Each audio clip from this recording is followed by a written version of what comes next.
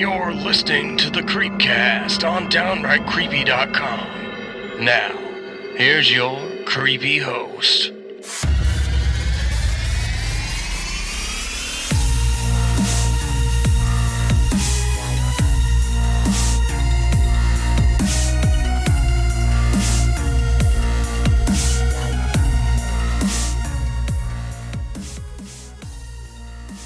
Hey everyone, KC Canton here, and you're listening to the Creepcast, once again on Downright Creepy. I'm joined by Adam Roberts, and today we're traveling to space and back while trying to solve a secret Russian cover-up that takes place in IFC's Sputnik. So, before we go to Russia, it's time to do a creepy check, see how we're doing today. And Adam, how are you doing? Well, I'm feeling quite like a killer clown from outer space. Which is just pure creepiness. I actually hate that movie, but I do feel like I look like one of those creepy ass mother truckers today. Which one? I don't know. The one that has I don't know either. The tall, skinny, weird one. No, Okay. the like the in between one. The in between one has like, I believe he kind of has like sad ears. It's the only reason I can remember him. He's got like red hair and sad ears. Well, I hate that movie. Do you like that movie? We talked about it briefly when we brought up the Clown Motel in the last episode. I like it. It's kind of kitschy. I mean, I'm not going to sit down and make a night of it. Like, I will watch it if someone else brings it up or wants to. But I think I've watched it twice ever. And one time was in theaters, one time was at home. It's fine. I mean, it's just a fun movie. I think the clowns are creepy and fun looking. I mean, they're different from what we're used to seeing. It just makes me feel uncomfortable. So, but that's kind of how I feel today. I feel uncomfortable. The cotton candy cobwebs are pretty fun in that. Yeah, I was likening like a scale of Alien to 2001: Space Odyssey. I'm somewhere right now at the Thane level of creepiness today because I feel isolated, just completely alone in the world. I don't know if the pit in my stomach, if that's like an alien using my body as a host, or if it's just an ulcer. So that's, I think, where I am. I'm somewhere in the Thane territory today for creep factor. Okay. God, I'm so glad. It's like a therapeutic thing every episode when we figure out where we are on that level. So yeah, it's never good. No, it's never good. Not ever a good thing. But at least we know we're like shells of humans and not fully humans. We know where we stand. Yeah. As always, you can hashtag us Ask a Creep on Twitter at Downright Creepy. If you hit us up with something that is creepy, but don't stalk us, we'll talk about it on the show. You can also follow us on Facebook, Twitter, and Instagram at Downright Creepy. Okay. That's out of the way. Let's move on to today's topic, which is aliens and space with a side of Russian, slice of Russian. So the film we're reviewing today is Sputnik. It tells the story of a lone survivor from a spaceship incident who did not return alone. So I thought, based on that topic, why not discuss the Lost Female Russian Cosmonaut from the 1960s before we get into this review. Now, we talked about it a little bit back and forth, getting ready for the show. Had you heard of this before? Yes. Some extent of it, at least, probably. Maybe not the exact thing that we're covering. Yeah, not the exact thing. But yeah, this lost Russian cosmonaut, or sometimes it's referred to as the Phantom Cosmonaut, I think is fascinating. If you ever look up strange sounds from radio stations or number stations or just strange sounds on the internet, sometimes you can find YouTube channels that are like top 10 creepy things. This is usually always in those lists.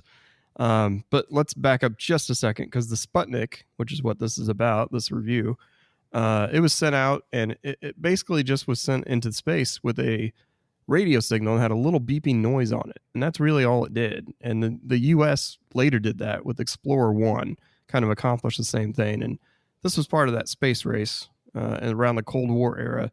It fueled everyone's interest about space. Then it kind of kind of went into radio and number stations of people trying to pick up signals from space and the satellites to see if they could hear things. And one group of brothers did just that in the most terrifying way possible. I'm not going to even try and pronounce their names, but these two Italian brothers were screwing around, and they ended up finding several transmissions from these satellites in space, but nothing that was ever concerning, right? Mm-hmm. Until they found the distressed signal of a Russian cosmonaut that possibly proves people were actually being launched into space long before the first female Russian was sent there. That's where we get the Lost Cosmonauts. I mean, anytime I think there's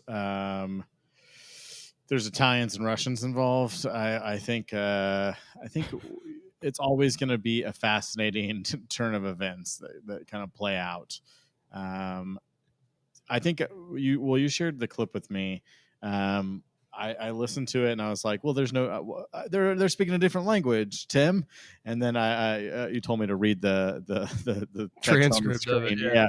And then it was just kind of horrifying to listen to, because you're like, well, this is clearly, oftentimes I ask myself, like, where are all the, like, how did somebody just make beer, right? Like, how many times did they fail? How many different people were making it? Certainly it took a long time to get to this time. And that goes to like everything. Like, we never really see or hear about the process of like a computer monitor being developed. Like, there's not like, I'm sure some things have like development, but we rarely see like inside beta versions. Yeah. Well, we rarely see it throughout our whole history. And certainly you're like, well, we didn't just go to space and know you had to wear a helmet. Like, so I'm certain like somebody sent somebody up there and they just exploded, right? Or they tried to go outside. Or I mean, sure, there was some level of like science, but also the first time we went up there, we didn't really know anything. I mean, we certainly killed a lot of animals, and then to hear this, you're basically hearing like what happens when people try to come back home, and when they re-enter the Earth's atmosphere. Should we pause a second and take a listen to that real quick for the listeners? Okay.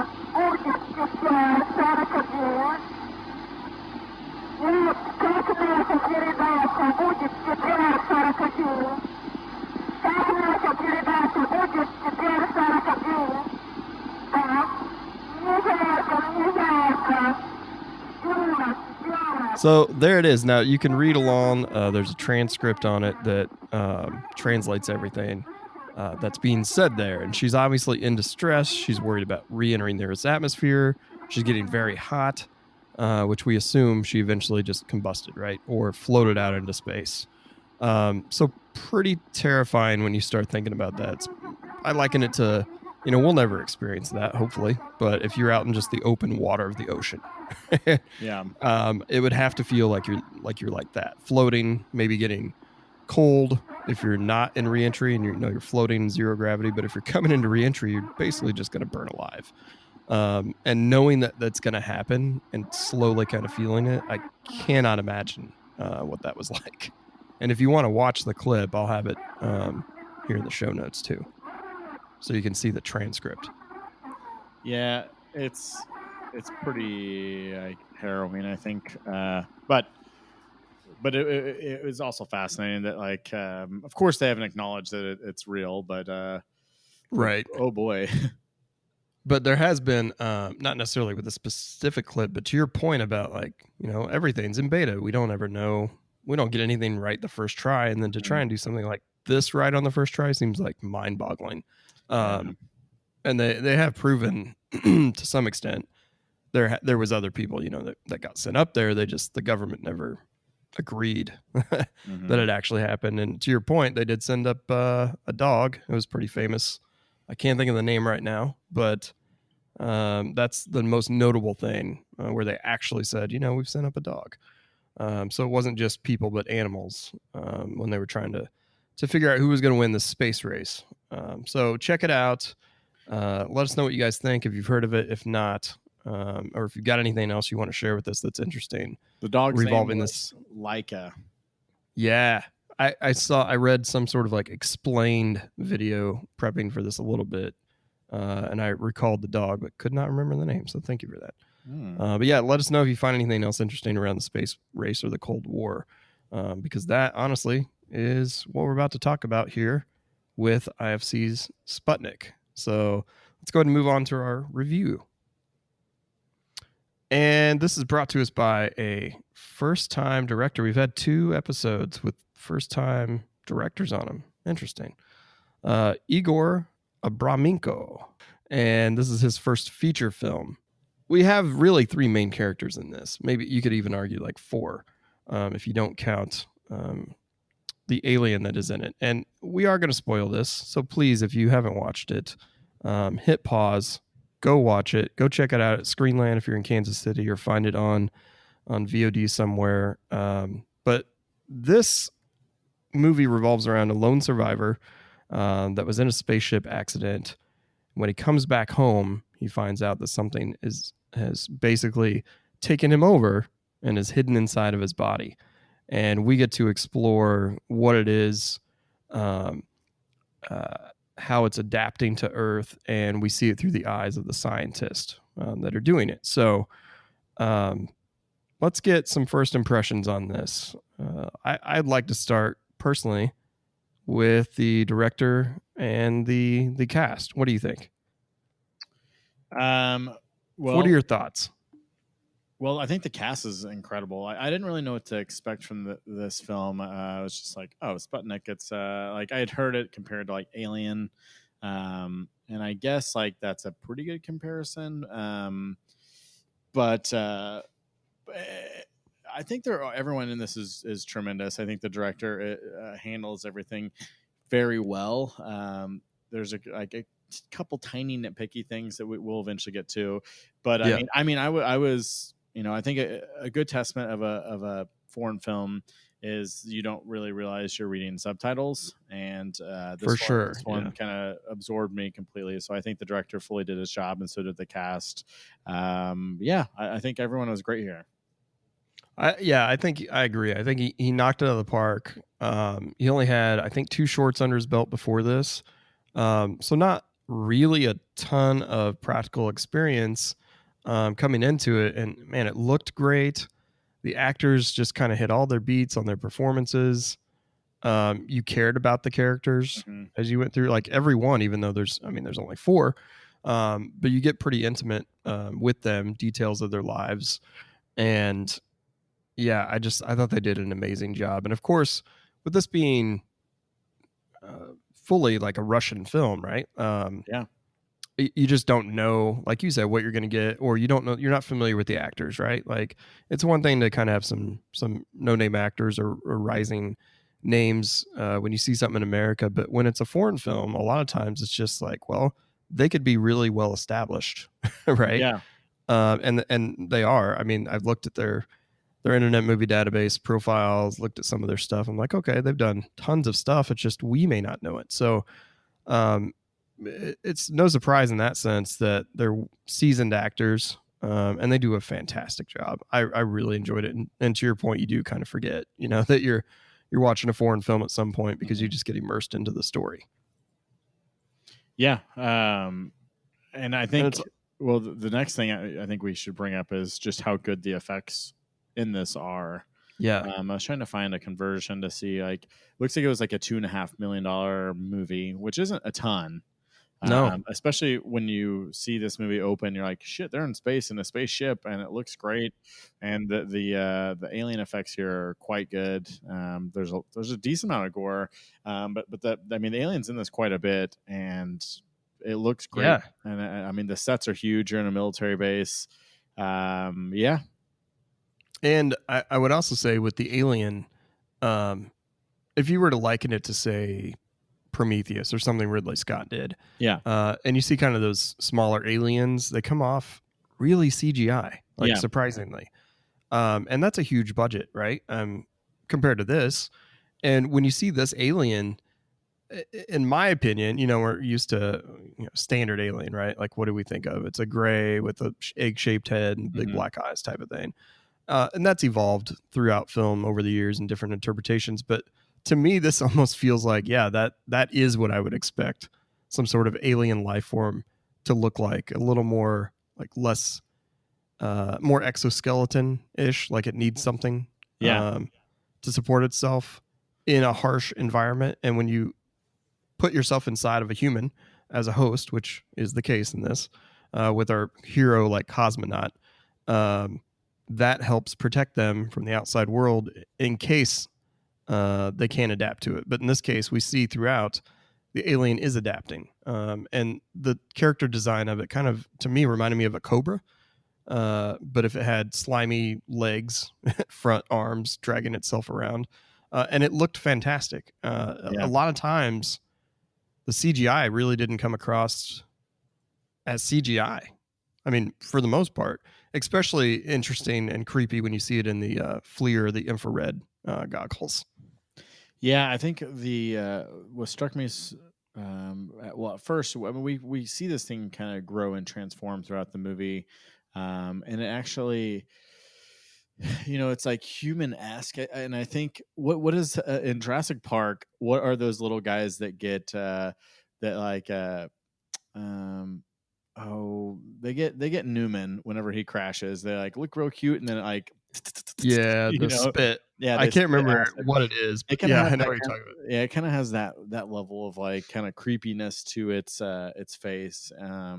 But just how it moves and how it comes out is just like kind of slug like, and just like I don't know, it's pretty disgusting. But when it stands on its 2 feet, that I hate it. It is like, it is snake like. You're right, like how it, like a cobra, like can kind of lift itself up and just kind of grow in height and puff its chest out a little bit. But it also has this like this almost spider like quality to its face, with like its eyes, 10,000 eyes almost.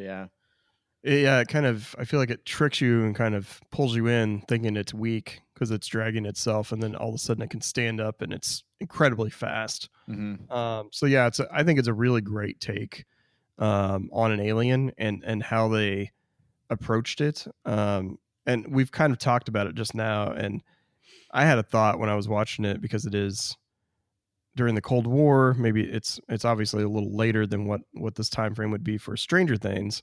But with Russians trying to weaponize an alien, it started to kind of put me in that realm a little bit and be like, oh, okay, this is like a more serious take on that type of story. But yeah, it kind of harkened back to Stranger Things for that for me. And I did think that it was interesting, since we're on the alien and we're kind of talking through some of the traits of it, that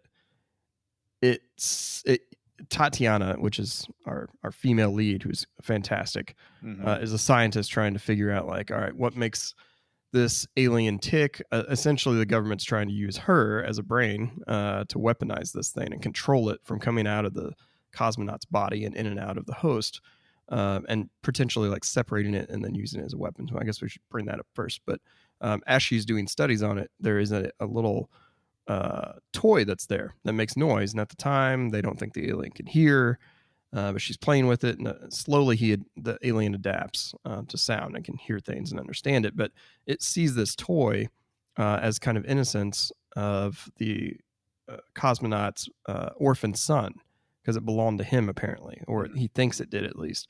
And so there's an interesting kind of touchy moment that a little bit of the cosmonaut's feelings come through the alien as he grips it and kind of coddles it and holds it close. But when I looked at that toy, I was like, that looks like a Russian nesting doll, like the visual that you would see on those. And then it kind of clicked like, oh, Russian nesting doll having this alien being inside of host body. It kind of came together for me. And I almost wondered if there wasn't some sort of inspiration behind that simple thing of like looking over at your desk, seeing a nesting doll and saying, what if this inspired an alien host? Yeah, I'm not sure. It is interesting because the alien itself quickly identifies there's two cosmonauts coming into the atmosphere, and it knows which one is a better host for it. I think that was a cool, like, it's just so smart already. Also, he mentions seeing, like he was describing it, he mentioned seeing a whale, and something huge presumably hits the ship, and then we're given just this little alien that crawls inside of him, and we're not really sure. I guess it survives coming into the atmosphere, and then when they get out, it gets inside of them and attacks them. But if that's the case, then it's a little bit of a Twilight Zone. Like there's something on the wing, and it rides itself into the atmosphere and finds the best host between the two men. But what's interesting is that he says, "I saw a whale in the sky," and is this just like a piece of a larger, entity? Like is this like, in a weird way, is this like a sperm or something, and it's literally growing and residing inside of him? Yeah, good point. Yeah, because they specifically say during the studies, they're like, well, we're at the secret base. I forget exactly where they were at, and we're doing the testing here because we can't take it back to Moscow, where that government headquarters is, because we don't know what this thing is going to do. Is it going to grow? Is it going to get bigger? Is it going to grow larger than us? Can we control it? So that's why we're in this secret base to begin with. That and the fact that they're hiding.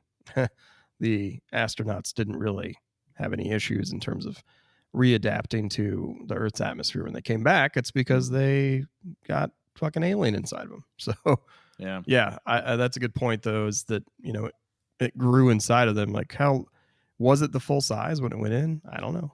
Yeah. Did it grow when it was in there? Incubation or? That is the question, I guess, is like, we're given just enough of this alien to make it interesting. But yeah, like that they're like connected, and like that it has like, almost flirts with this similar like makeup of the aliens in Independence Day, where they can like read their minds and like kind of use them as a puppet. But in this instance, they're like sharing a vessel and like cannot live without one another. So like once that marriage happens, it can't be broke, or they'll both die. But it kind of has that Independence Day flavor, even in like kind of the character design. It reminded me a little bit of that Independence, like kind of translucent alien. Yeah, that's a good point, because it's funny you bring all that up, because I was going to say, where have we seen maybe something that's been similar like this in other films, where we've had the host take over a body, or at least have this exoskeleton, because we've seen it more and more predominant, the exoskeleton kind of storyline in more modern sci-fi films. Yeah. So that's a good callback on the Independence Day. And War of the Worlds, didn't they have exoskeletons, if I recall? Gosh, I think some might have. I can't remember. Boy, I can't remember, but I sure feel like the newer one did. But in general, it's super interesting, because who's to say if this thing would, because it got out a couple times. And just during re-entry, like, were there more that came in? Yeah. Was there more than one inside if it wasn't that size when it came in? Because it doesn't affect the host when it's coming in and out of the body around like 3 a.m., which is weird. And at first I thought maybe it's a nocturnal thing, but it wasn't. It just happened to be when it came out to feed, which we haven't got into that yet. We should probably get into that in a minute. But yeah, so I just think that as much as the characters themselves, the scientist, the general, the astronaut, and how interesting they are, we really spent a bulk of this review so far discussing the alien. Yeah. But we've got so much more with these interesting characters, I feel like. Well, I think the alien is, kind of pretty similarly to um, the smart horror films we've seen as of late, Relic being one off the top of my head. Um, the alien here is used very metaphorically, I think, to great effect. Like this thing is living inside of this man's body, and it only comes out to feed essentially 1 hour a day, and they can't be removed from one another. And they all but tell you that this is a man suffering from severe PTSD.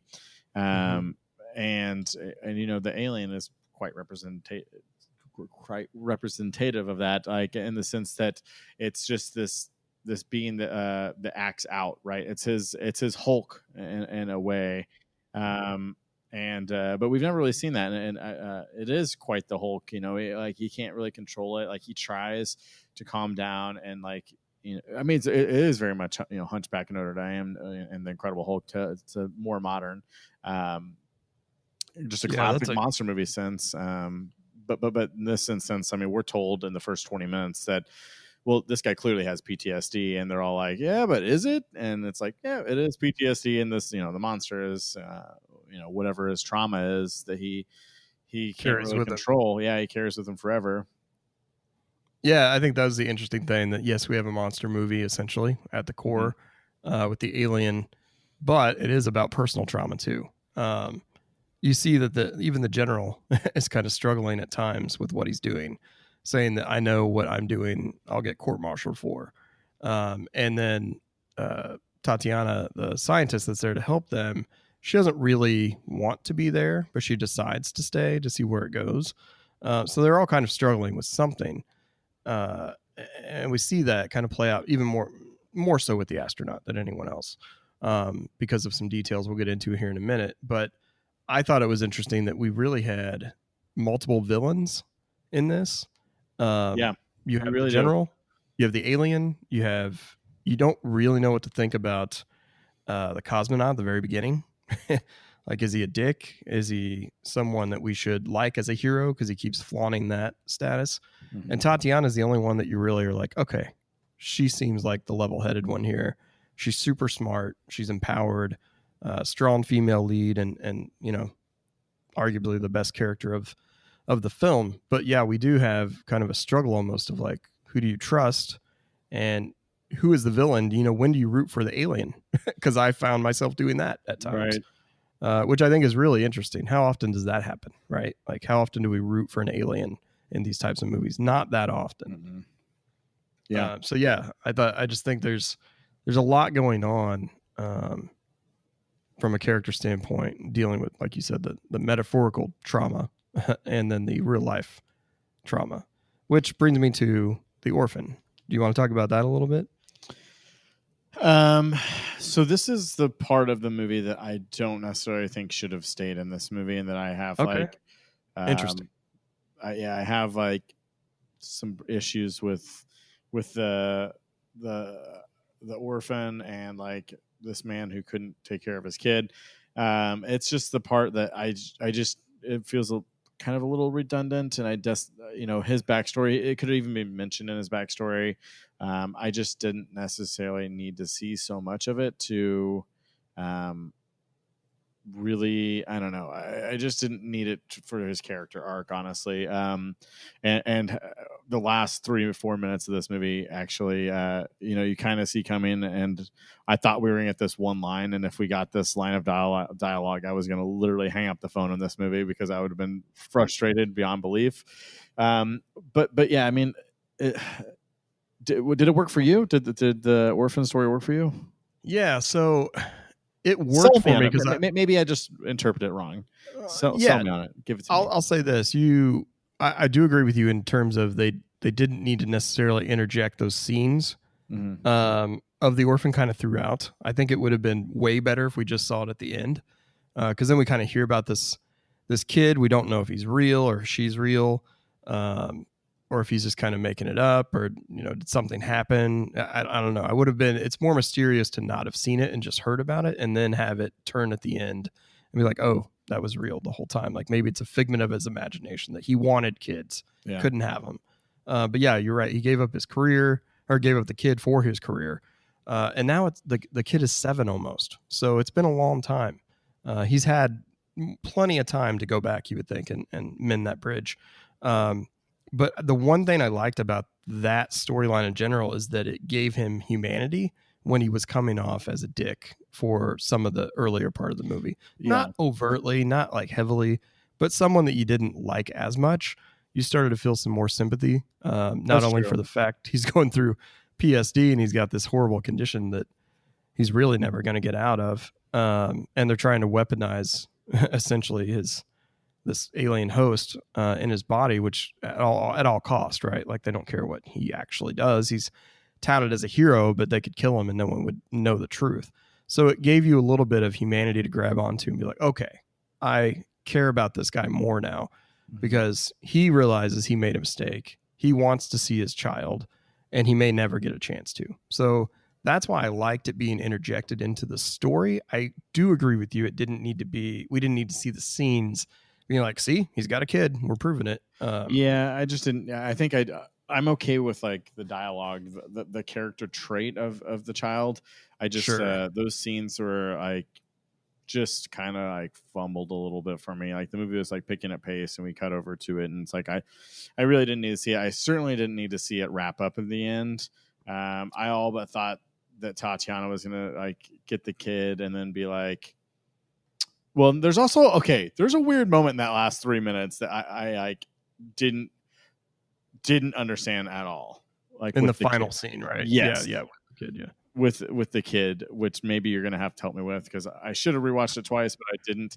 But I all but thought she was gonna say like your dad was a hero because it was all building up to that moment of like the main cosmonaut like finally like realizing the like how to, he this whole time he was just like branded a hero and what it actually took to become, I think, more a hero in the correct sense. Because she chastised him for like, oh, you go into space, come back, you're not a hero. But the in this instance, he like basically sacrificed himself to save somebody else, and like I think wants to do the right thing with his kid, and like basically earns the title. And I thought that was gonna be said, and I was like, fuck this movie if they say that line at the end. But what happens with the kid though is interesting because correct me if I'm wrong. The kid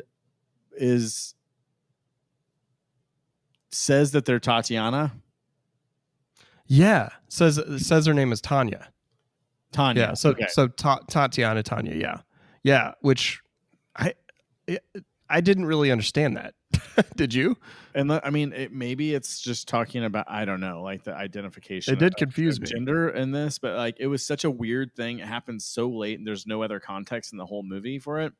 That it's just like, I mean, every time we see the boy, like he's just referenced as the boy, like by the like clinical worker there, the hospital worker. Just like, boy, why, boy, you're gonna kill yourself, boy. Like they make it a point to say boy every time. Well, they also, I mean, refer to him that his own dad, right? Like, right. Says I have a son. I'm pretty sure he mentions that specifically. And yeah, we got that turn all of a sudden at the end where she is leaving the orphanage and says, I'm not a girl. I'm not a boy. I'm a girl. I'm Tanya, or something to that effect. And it like threw me for a loop because I'm like, okay, the whole boy girl thing, you would have thought the caregivers would know, first of all, because they're taking care of this child from birth, right? We assume. Hopefully they looked under the hood at least once, right? And like changed a diaper or something, because she's only 7 almost, and so we just assume that she's been in there for most of her life. Right. So yeah, I thought that was weird, and I don't know what the resolution is for it, or if there's some hidden meaning to it, because it certainly wasn't like Tatiana and the cosmonaut were together at any point, and that was her kid legitimately. So yeah, I don't know what it was, but to your point, yeah, if they would have said that line at the end, like your dad was a hero, I wouldn't have minded it, but at that point it would have been like too neat. Yeah. Too neat and buttoned up a little bit. I thought it was, a nice, like heartfelt scene, but I also could have seen it, just cutting out when we see the government vehicles coming in the rural area in the final scene, which we'll the final battle scene, which we'll talk about here in a second. I could have just seen it in there and been fine. Kind of floated out into space and just ended the movie. Yeah, so I wish it would have gone that route. It would have been a little cleaner. Yeah, I didn't mind it, but yeah, to your point, unwarranted for the most part. I liked having the scene at the end if they wouldn't have put the other ones in prior to that, and it just had a little bit of a disconnect there. But let's talk about this battle scene though, and kind of the action in the last 20 minutes. I feel like we get to see, we've known this alien's been coming out and feeding, and Tatiana's figured out that, oh no, there's like, what are you eating? What are you feeding him? And at this point, we've just been like, oh, the government's saying it's just whatever the cosmonaut eats, right? And she's not buying that. She's smarter than that. So she ends up finding out they're feeding it people, which I actually didn't see coming. Did you? Did you see that coming? I had assumed when they're like, oh, it eats what he eats. I'm like, really? Like that line it was just breezed over so quickly. I think the answer, maybe it was how I portrayed that answer. The other scientist. I just assumed, like, of course, this alien loves ho-hos. Right. I mean, who doesn't love ho-hos? Exactly. I don't care what planet you're from. And so it just caught me off guard when it was like, oh, he's feeding on people. And it's horrific, right? Like they're tearing him apart. But then we find out why. And it's because the alien specifically craves cortisol, the chemical released in the brain when fear happens. And so they want the people being eaten to see the alien coming for them to produce that endorphin or chemical in the brain so that it feeds on it, which I thought was a super interesting detail to that. It wasn't just it's eating human flesh, it's a meat eater, cannibal, carnivorous. It was cortisol specifically. And so it's, taking the brain, taking the head off and just pops it off and rips it off violently. But the nice twist was kind of that John Doe 7 twist, right? Like, why are they feeding them these people? It's because they're pedophile, they're murderers, they're rapists. So then you're kind of like, oh shit, all right. I mean, I kind of don't care.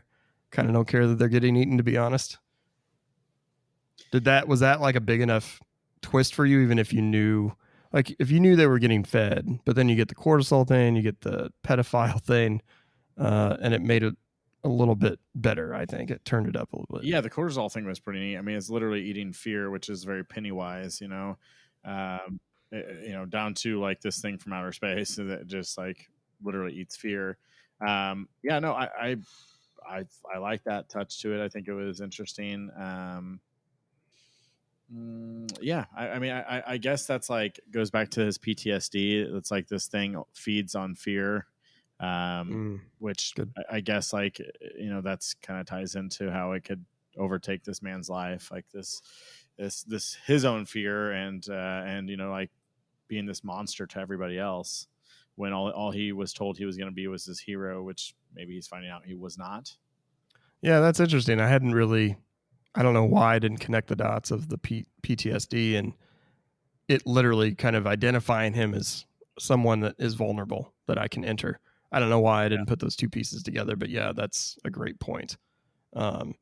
And so we kind of progress into this final battle action scene, if you will, of the movie, the kind of first one that we really get where everyone's involved and a chase happens and they're trying to, Tatiana believes she's figured out a way to separate the two so that the cosmonaut can now live his life, go see his child, get away from this, and the government can still keep this alien life form to weaponize. But it turns out she's not quite right. And when we go on this chase, I don't know if you want to kind of comment on the final kind of moments of that or not, but I thought it was done wonderfully. Yeah, no, I think it all plays out about how I expected. Once we get onto the road, once the chase happens, the big military bad guy, he's good. But honestly, like as I was watching the movie, I was like, oh, this guy's actually not that bad of a bad guy. Like he plays it so. He's very Cool Hand Luke. Yeah, he's very cool about it. Like he seems like he's being honest. Of course, like he's not. But like for most of the movie, I'm just like, this guy's like shockingly like pretty cool and chill and like taking the right side of things. And I don't know, like I was okay. I didn't really find him I knew he was supposed to be the villain, but I never really like thought he was. And then he does the last like 20 minutes, he does take that harder villainous approach. Yeah, that's what I liked about it. Kind of what we touched on a little bit earlier was you don't know who's good and who's bad. You just assume the roles, right? Like you assume the scientist's probably going to be good when she comes in. You assume the government officials are not. Right. And then you assume that the astronaut, if he's this hero, that he's going to be a good guy as well. What I didn't expect, as I mentioned before, was the alien and rooting for it, which I did in the final scene. Because Tatiana tries to actually stop the alien from eating people because she's against that, right? Like, but in doing so, she actually seems to potentially kind of calm it and calm the nerves of it because she's not fearful of it and it notices that. But one of the idiot prisoners that's going to get fed to him distracts it, and then it gets riled up again, and before you know it, all hell breaks loose.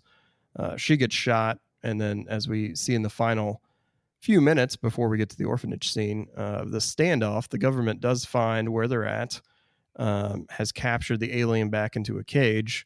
And we now have a standoff with the cosmonaut and Tatiana as she finds out while driving they cannot be separated. Right, which wasn't too much of a surprise.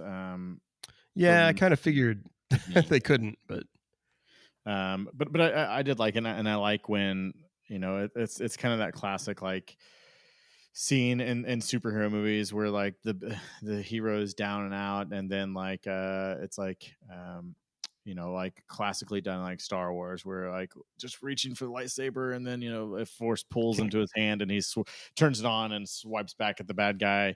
This one, like the bad guys have all but won, and then this creature that we think is either dead or dying like reanimates enough to get power to fight one last fight.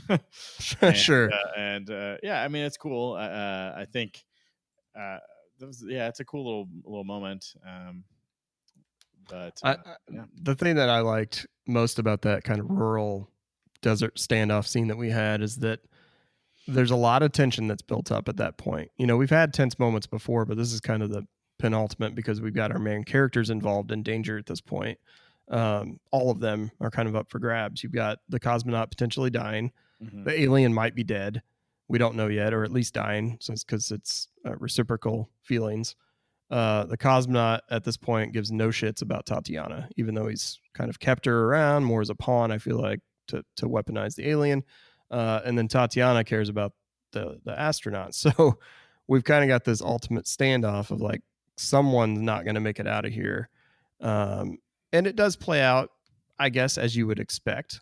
But even though it did, when the alien kind of regenerates and comes back to life, because it regenerates fast. Yeah. So even though it was sitting there dying, it does have that moment, at least that piece kind of plays off the little kind of cliche, right? Of like, oh, one last moment to come back to life and save the day. It does regenerate. So at least there's some sort of logic in it. Mm-hmm. But the thing that I liked was, I believe I was like, fuck yeah. Like I actually said it when the alien just destroyed all the soldiers. Like, oh yeah. And that's the moment where I was mentioning earlier, where I was rooting for the alien at that point, which I hadn't fully done yet. And it became kind of the good guy in a sense. So yeah, I thought the last scene was actually really exciting, like intriguing, and the whole hour and a half of kind of relationship building between these characters and deceitfulness and some of them coming out and telling the truth to try and get what they want. It kind of paid off in that moment, the culmination of it. And it became more impactful because we had spent some time with these characters and this was the final showdown. I think everything you said is pretty much perfect. Like, I think those moments of finally seeing this beast unleashed, the more I think about it, the more this is just something like Hulk or Hunchback, where it's just all building up to this thing you can't control, being released into the wild and kind of going crazy, and so those moments are totally earned. I love the Hulk analogy. I would have never even thought about that, but it's it's perfect. Like, that's a great point. Yeah, it was great. Well, yeah. So let's give our kind of final thoughts on this. Like, I think we generally both like the movie. I actually really love the movie. I think it's a shame that probably more people aren't going to experience this in theaters together, because I really think it is a movie that's cool to see as a group, as you have some of those kind of ebbs and flows and the moments when you see the alien for the first time and the attack and how vicious that can be, and probably experiencing that collective gasp with an audience would be great. So that sucks. It's not going to get more respect that it deserves. And the fact that it's a foreign film, it's also got that barrier to break through, right? So not only is it not going to get the respect it deserves probably in theaters because of COVID, but it was also going to have trouble breaking through a little bit from the foreign film perspective. So for those theaters that can show it, like Screenland, I hope people can support it if they feel comfortable. And if not, I really hope they at least get to see it on VOD, because it deserves it. Yeah, definitely. If you can see it in theaters, absolutely do so. It's made to be seen in theaters. And the last couple of the first few films here we are reviewing on Creepcast are ironically IFC films. So IFC Midnight and IFC Films, really great stuff for this. So what is your final rating on this out of 100? This movie's pretty great. I would put it like 85%. Yeah, super solid. I had a slight uptick at 90. I think that actually probably makes sense with what we kind of critiqued it. You had a couple points off here and there for things, and I think I like those things that you mentioned a little bit better. So I think that makes sense. 85 and 90, pretty solid. Internet Movie Database, not a lot of reviews in yet. 6 out of 10. So not great for that, but I also think it's a lack of reviews because Rotten Tomatoes has nothing yet, which is shocking to me. Yeah, don't you think that's weird? I think this movie is going to be very well received. I think the comparisons to Alien are great. I think it's smart, good sci-fi. I think it'll be up where we're putting it in the 85 to 90 range. Yeah, I'm just shocked there's not any on the tomato meter yet, with it being, it comes out this weekend coming up. Yeah. All right. Well, there you have it. That's Sputnik from IFC Films. Check that out. Go back and look at the Lost Cosmonaut, Phantom Cosmonaut recordings with the link we have, and read that transcript. It's pretty creepy. And as always, don't forget to ask a creep, #AskACreep on Twitter or Facebook or Instagram. Hit us up, or you can just hit Adam and I up. So, all right. I think that's all we got for this week. And I think we're going to come back with another episode of Cursed Films from Shudder. You looking forward to that? I am looking forward to that. A lot to digest in that. Lots of films to talk about. And one in particular that we can talk about during that episode I was not aware of. So, all right. Until next time, Adam, stay creepy, I guess. I will. I'm going to put my clown makeup back on. I'm going to go rub some mayonnaise on me for my cheese sandwich. So, all right. Bye-bye.